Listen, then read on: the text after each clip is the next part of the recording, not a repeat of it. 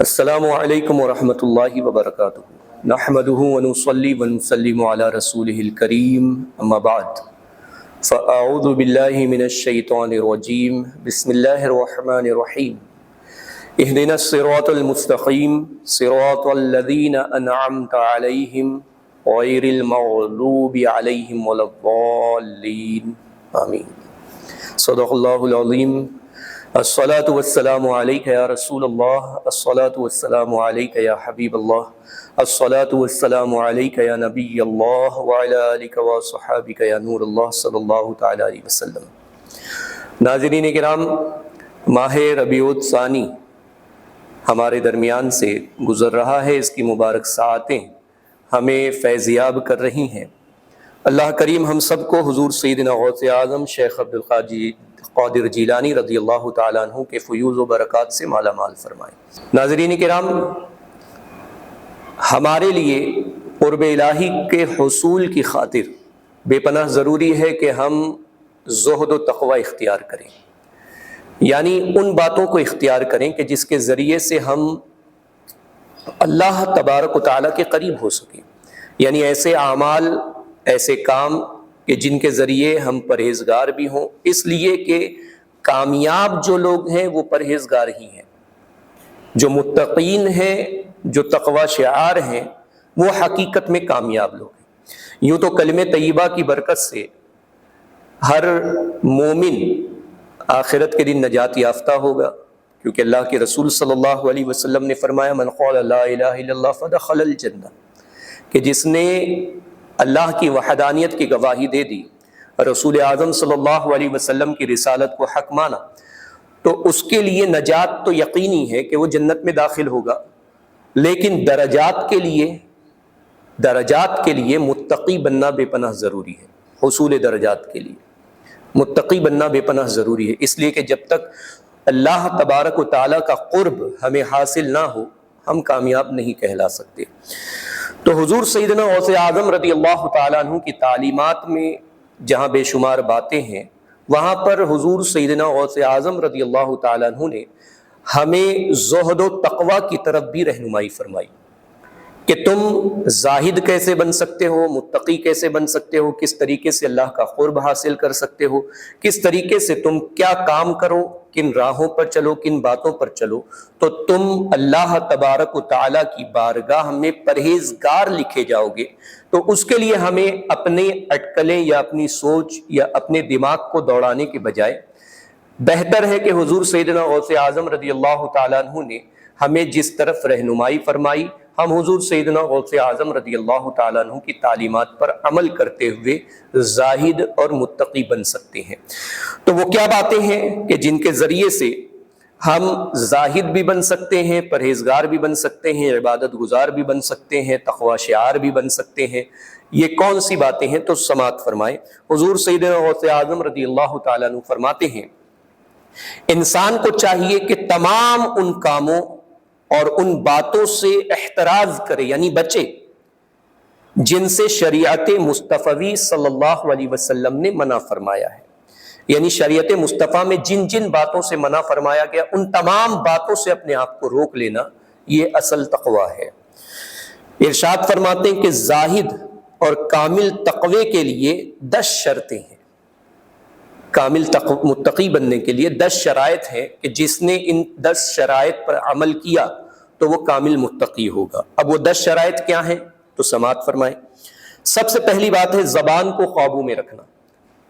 اپنی جو زبان ہے اسے قابو میں رکھا جائے، اس سے کسی کو اذیت نہ پہنچائی جائے، کسی کی غیبت نہ کی جائے، کسی کو گالی نہ دی جائے، کسی کی چغل خوری نہ کی جائے، کسی کے لیے دعائے ہلاکت یعنی بد دعا نہ کی جائے، کسی کو برا نہ کہا جائے، کسی کے اوپر جو ہے تہمت نہ لگائی جائے، غرض کہ اپنی زبان کو قابو میں رکھا جائے اور اپنی زبان سے کسی کو اذیت نہ پہنچائی جائے، چلا چلا کر باتیں نہ کی جائے، اپنی آواز کے ذریعے سے یا اپنے الفاظ کے ذریعے سے لوگوں کو اذیت نہ پہنچائی جائے، کیونکہ سرکار دو عالم صلی اللہ علیہ وسلم نے بھی فرمایا کہ حضور سے جب پوچھا گیا ای المسلم، مسلمان کون ہے، تو آقا کریم صلی اللہ علیہ وسلم نے فرمایا المسلم من سلم المسلمون من لسانہ و یدہ، کہ مسلمان وہ ہے جس کی زبان اور ہاتھ سے مسلمان محفوظ رہیں۔ یعنی نہ اپنی زبان سے وہ کسی کو اذیت پہنچائے نہ اپنے ہاتھ سے۔ دوسری بات یہ ہے کہ غیبت سے بچنا، یعنی زبان کو قابو میں رکھنے کے ساتھ ساتھ غیبت سے بھی بچا جائے، اس کی طرف خاص نشاندہی کی گئی، اس لیے کہ آج ہمارا حال یہ ہے کہ ہم غیبت کرنے کو یہ سمجھتے ہیں کہ میں اپنی فکر، اپنے دل کا درد، اپنی پریشانی، اپنی مصیبتیں کسی سے بیان کر رہا ہوں، اور کسی نے میرے ساتھ کیا کیا تکلیفیں پہنچانے کا کام کیا ہے یا مجھ کو کس طریقے سے مصیبت میں گھیرنے کا کام کیا ہے، تو میں وہی تکالیف بیان کر رہا ہوں، جبکہ یہ غیبت کا حصہ ہوتا ہے، اس سے بچنا چاہیے۔ اسی طرح تیسری بات ہے کسی کو حقیر نہ سمجھنا اور استہزاء نہ کرنا، یعنی کسی بھی، کوئی غریب ہے، کوئی مسکین ہے، کوئی کسی طریقے سے کسی کام میں کمزور ہے، کوئی کسی بات میں جو ہے کامل نہیں ہے، تو اس کا مذاق اڑانا یا اس کو حقیر سمجھنا، اپنے سے گرا ہوا سمجھنا، یہ ان باتوں سے بچنا چاہیے۔ چوتھی بات فرماتے ہیں محارم پر نظر نہ ڈالنا۔ محارم یعنی جو باتیں حرام ہیں، جو باتیں حرام ہیں ان باتوں پر، ان چیزوں پر نظر بھی نہ ڈالی جائے۔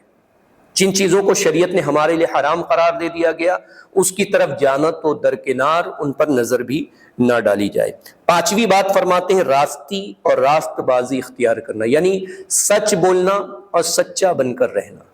اسی پر قائم رہنا۔ چھٹی بات ارشاد فرماتے ہیں کہ انعامات و اکرام ربانیہ کا شکر گزار رہنا تاکہ نفس میں تکبر اور غرور پیدا نہ ہو،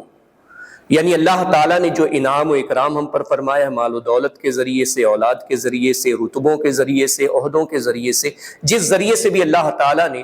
ہم پر اپنے انعام و اکرام کی بارشیں فرمائی ہیں، تو اس پر جو ہے ہمیشہ شکر گزار رہنا، یعنی اللہ تبارک و تعالیٰ کا سجدہ شکر کرتے رہنا، اور اللہ کا شکر جو ہے عبادت کے ذریعے سے ہی زیادہ بہتر ہوتا ہے، صدقات و خیرات کرتے رہنا، تاکہ